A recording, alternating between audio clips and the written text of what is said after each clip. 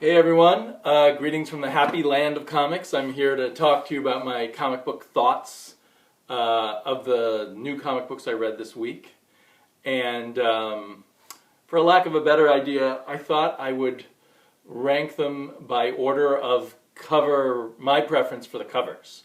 So from my least favorite cover to my most favorite cover of these 8 comic books that I read that came out this week. And not for any, not because this is a special week for covers or anything, but I just saw someone else doing a video about covers, and I just started looking at the covers and thinking about which I liked best. So my least favorite cover of the comics I got this week was Justice League 3000. And, it's not the worst cover in the world, it's just kind of ugly, and the colors kind of get in the way of each other a little bit, I think. But I was looking forward to reading Justice League 3000. This is number 4. I really enjoyed the first 3 issues. And this kept up the pace. I have to admit, I guess some people have gotten into my head who hate this comic book, including Mike Spider Slayer, who ripped up issue 3 because he hated it so much. And one of his points is the repetitious humor. And I'm starting to notice too much every time Superman says, "But I'm Superman, I'm the greatest person in the world," and that Superman's supposed to be very stupid, and everyone's telling him he's stupid constantly. That is getting a bit old. They need to move on to something more. They kind of had, for me, this was an interesting premise about these sort of twistings of all these cloned characters, who are now, we learn, a slightly different kind of clone than we thought. But, or whatever they are. But I felt it started off with interesting twists on each character's personality with this kind of flawed process of bringing them back. They didn't have the right personalities, or they didn't have the benefit of whatever their upbringing was in their original cases to be who they were. But there is a danger that this remains static. We need them to be interacting with each other and growing in some way. I'm very interested, though, they brought back, because they killed off, spoilers if you haven't read any of these, in issue 2, I think, they kill off the Flash. Now they brought back a new Flash who has his memories up to shortly before when he was killed. Another old DC Justice League type hero is brought back in this issue that we haven't seen yet. It feels, at last we get the Justice League connecting to the woman who is in the first scene of the very first book. So I feel like some momentum might be starting, but it hasn't quite yet in this issue. So, I still like Justice League 3000, but maybe it's slowing down. We'll see. My next cover, this was number 7 out of 8, that was number 8 out of 8, was this FBP cover, which I guess I blame mostly on the colors. The picture's kind of lost to me. I just see the pieces of paper floating around, and it just takes me a while for my eyes to even find what's going on in the picture, which is one of these characters wearing some very odd pants lighting his cigarette. That is, I think, Cicero, the male character. So it's not a very informative or useful cover. I can see how they thought it might have been interesting with all the papers flying around on the cover, but it just didn't end up working for me. But this issue, which I think was mentioned already by MinutiaMinute in his reviews. If you haven't checked out his reviews, Beardo is back, and you should subscribe or resubscribe to MinutiaMinute's channel. As he said, this one really picks up. FPB was kind of FBP, which is the Federal Bureau of Physics, which is in a slightly future world from ours where physics has gone all wrong, and there's a government agency that goes around and tries to fix physics anomalies, which to me was just a great setup but has kind of been a very low-key comic. It somehow has kicked up a notch here. The art seems better. Before, the artist seemed rushed. There was always a very good colorist on here, but now even the colors pop better, maybe because the art itself is clicking better layouts, better drawing.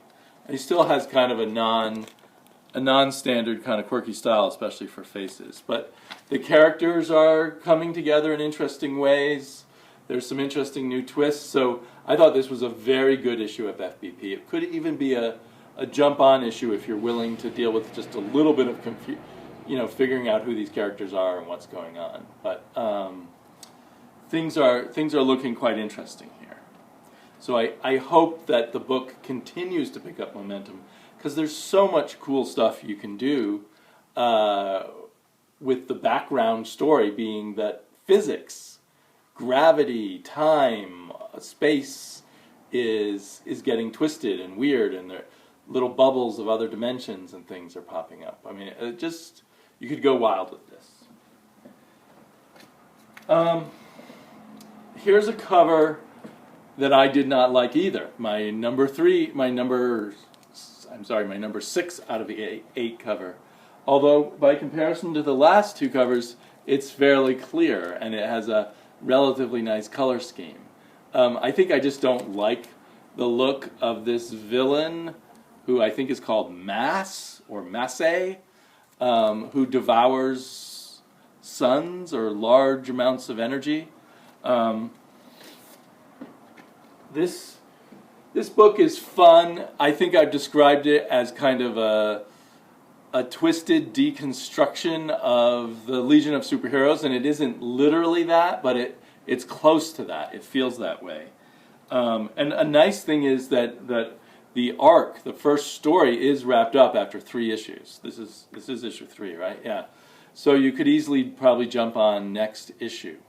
There were certain aspects that weren't clear to me. There's the old team of the Egos, which is their name for their little legion of heroes, of interstellar, intergalactic, or galactic level heroes, I guess, in a far future where humans live on many, many planets and solar systems. There was the old version, and then there's a new version which the public doesn't know are all clones of one of the heroes. And most of those get wiped out, but I don't know. I'm starting to lose track of who's the old heroes and who aren't. In the first 2 issues, there was a very strong narrative in the captions where everything was explained to us by the son of that hero who did all the cloning of himself. The son who is separated from his parents and doesn't, and is kind of ironically and mockingly narrating the story. So his narration was cut down a bit, which I missed, and made the story a little bit harder for me to figure out exactly what happened. But I still enjoyed this. I suppose I might eventually lose interest in this art, but I really like the art and the coloring, and that it evokes things like the Legion of Superheroes, but really also has this, for a lack of a better term, kind of European look to the art and non-standard palette to the coloring. Let's see. I think the artist is also the colorist, Gus Storms. And the writer is Stuart Moore, who I believe used to be an editor at either Marvel or Vertigo or both. Anyway, so it's an interesting book. I'd say a theme of everything I read this week was it was all pretty good. There was no wow standout moment where this comic book really made the week or anything like that. One of the weaker comics of the week, although I still enjoyed it, was Astro City number 10. And for Alex Ross, this was a weaker cover. His covers have become a little bit over complex, and here the wings of Winged Victory seem to somehow come out of the face of the supervillain in the background, making for a very confused composition. I just a little while ago watched Ghostcritic's brilliant reviews, and he reviewed Astro City 10. If you don't subscribe to Ghostcritic, you probably don't know who I am. But if you don't, go subscribe to Ghostcritic too. He kind of referenced the fact, I was kind of felt uneasy about this feminist story that Kurt Busiek has been doing in this 3-part story about winged victory and people trying to take her down, and then she can't protect women, and she's supposed to be a symbol for women, and there's a kind of issue of women staying separate from men, and she only helps women, and things like that. It was bothering me, but Ghostcritic pretty much put his finger on it, that this is an old version of feminism. It's like Kurt Busiek is in dialogue with women who are going off to feminist communes where no men are allowed and that kind of thing. And I think that was much more prevalent, to the extent that it was prevalent, in the 70s and probably petered out in the 80s. There may still be such communes, but I certainly have never heard anyone mention one in a long, long time. So this lesson that that even you can be a feminist, but you can still work with men, seemed pretty trite. And although she was working with men, I would have liked to see her work with women too. So I don't know what's in Kurt Busiek's head, but maybe he's not the best person to be making feminist statements. Or he didn't have a feminist statement that was very interesting to me anyway. It might be interesting to other people. But it still has, lots of touches that I really like from Astro City, and it being a part of the piece of the whole tapestry of Astro City has enough interest there. I am thinking about moving to trades. I was thinking about, this is issue 10, so I've bought 10 issues for $40, although I got 20% off, so for $32. But I can get 12 issues in 2 trades when they come out, with discounts there that you can get online for, say, 40%, and pay about, I think, about $20 or $22 for those 12 issues. So anyway, it's got this nice cover. DC's now putting these very thick covers on their $3.99 books. But I think the trades are always 6 issues, with issue 12 might be my last floppy, and I might switch to trades. Another very enjoyable comic book. Actually, Astro City was probably the only one that was a little meh for me, all the rest were good but not great. So I really enjoyed Ghost number 2, and I think there's been quite a delay here, and only half the issue is drawn by Ryan Sook, although they don't give credit to the other artist on the cover. And I know I had read that Ryan Sook had only a 3-issue commitment to this, and that he only was able to do half an issue with what seemed at least like a 6-week delay, maybe a 2-month delay. It's a little disappointing. The other artist is not bad, but it's just a bummer. Drew Johnson drew the last 10 pages. There's 22 pages here.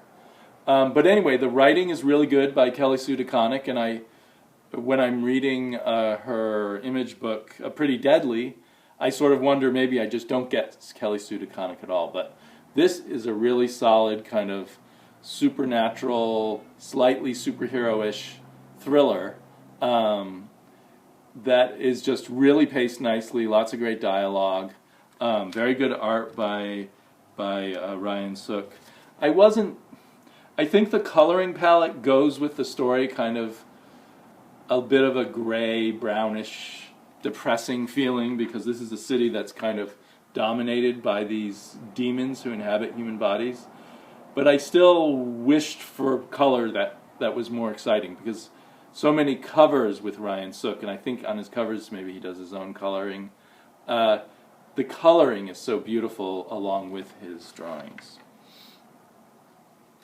But anyway, if you're looking for something slightly different, I think Ghost from Dark Horse by Kelly Sue DeConnick and Company is very good. She actually, I think, has a co-writer.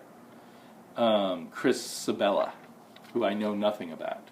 I haven't really heard anything about Chris Sabella, but I think this is a very solid, fun-to-read comic book. And it feels like the kind of comic book you can pick up at any issue and probably figure out what's going on. And it does have a useful summary at the beginning. So, and it's a kind of a compelling... Yeah, I remember in the 70s in particular, Marvel had all these supernatural characters that had a little bit of a superhero feel to them. And that's what this does very, very, very well. So I liked the Ghost cover quite well. So this was number 4 out of 8, and so the top 4 covers were all quite good. Ironically, the cover's not by Ryan Sook; it's by the Dodsons. The colors there are a bit gray and brown too, but it's quite a nice popping cover, and it sort of relates to what happens in the issue. I really like this cover for its colors, but it's a little confusing. I think we're seeing a missile being shot from this submarine, although it's a very strange missile if it's a missile.